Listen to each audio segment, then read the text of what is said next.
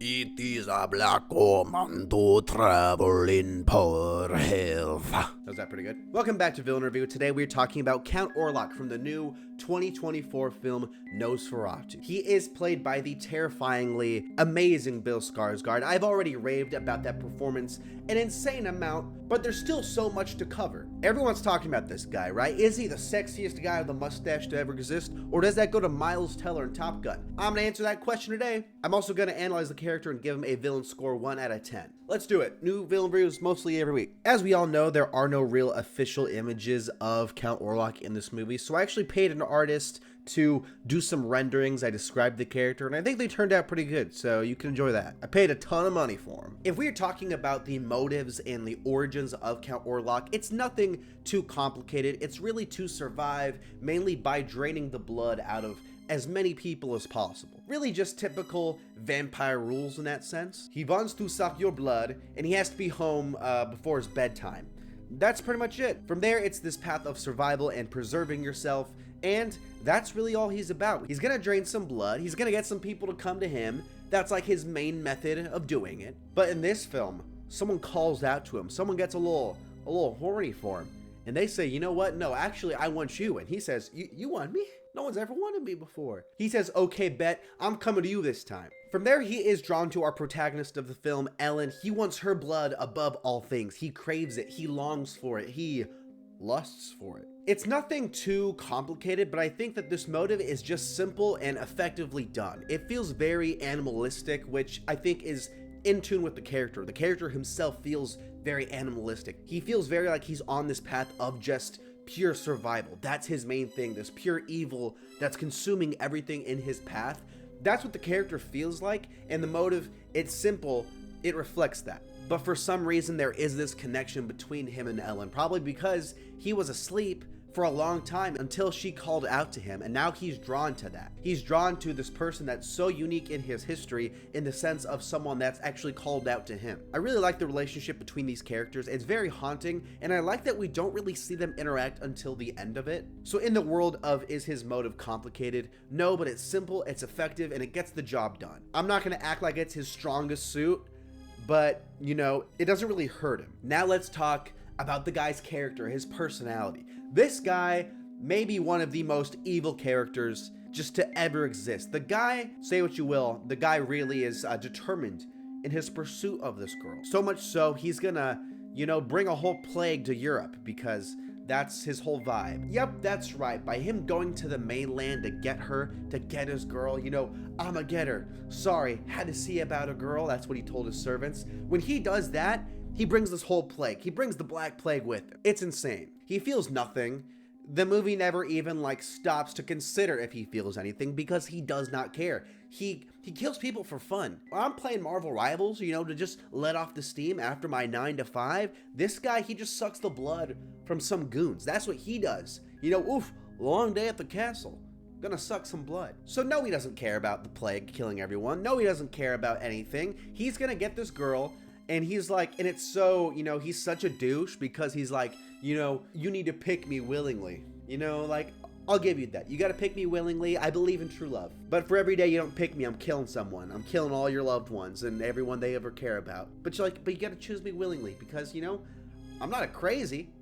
I'm not a pedo. It's pretty awful. It's pretty horrendous, but I think that works for him as a villain, as this force of pure evil going up against Ellen, who represents a lot as a character, who represents, in a sense, like the humanity and the sense of what she's willing to give up to fight this guy.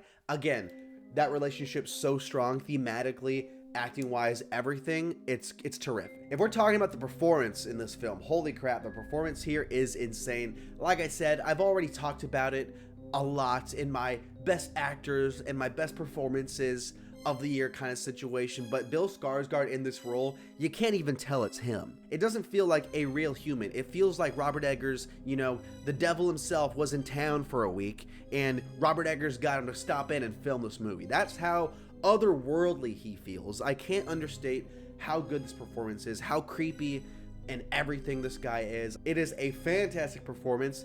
Where does it rank in my top performances of the year? Check out this video if you want to find out. If we are talking about his best scenes, I really like that this guy is so involved in the movie. A lot of movies, they just pick the villain and then they throw them to the side in favor of the protagonist, and that's important, yes, of course, but this villain also, clearly Count Orlok's very important to the story. The movie's named after him. The movie takes so much time in fleshing him out, in fleshing out every single relationship that he has to different characters, whether it's Willem Dafoe's character, his little goon sidekick that's always, you know, being creepy for him. And that's the best part, the ominous feeling that he has, the presence in the film. Even when he's not on screen, you feel his presence, you feel his effect that he's having on everyone there.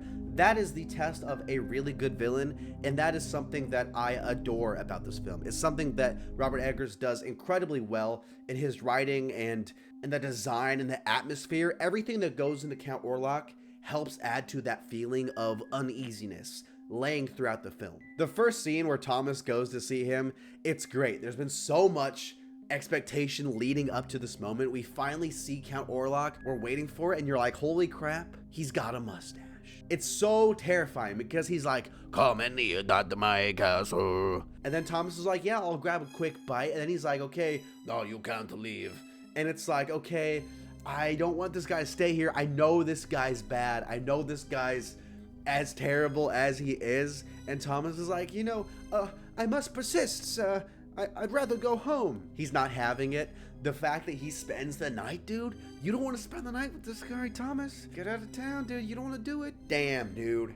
It's crazy. It is a fantastic way to establish this character. All throughout the movie, there are just a ton of really good scenes in general, things I enjoy, things that add to him when he finally shows up in Europe. All of his scenes with Ellen, everything, like I said, him and Ellen is terrific. I love the interactions. I love the build-up to their interactions. It's all amazing. But then the end, dude, the end is so good. Spoilers for the end of the movie. Pretty much she sacrifices herself. She goes, come here, big guy.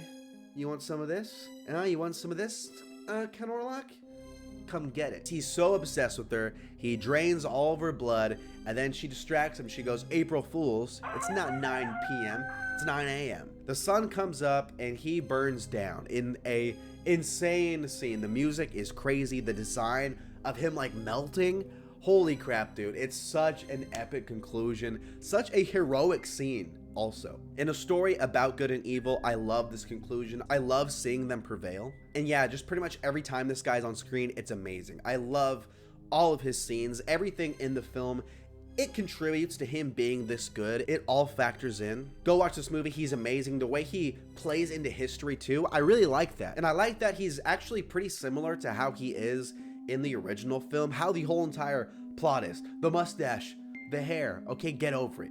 Get over it, guy. Count Orlok is one of the best villains we've gotten in a long time. Bill Skarsgard's insane. He's scary. The motive is simple, but it works for this fantastical, mythological creature. I think it's terrifying. I like the design. I like the mustache. It makes it feel more real. It makes it feel more like human rather than, you know, SpongeBob Nosferatu. It's still amazing, but I like the changes. I like how it feels real. I like how it feels more historically accurate. I'm gonna give Count Orlok a 9. Thank you so much for watching. This is a amazing villain, amazing movie.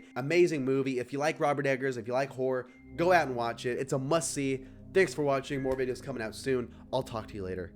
Hit subscribe. Okay, bye.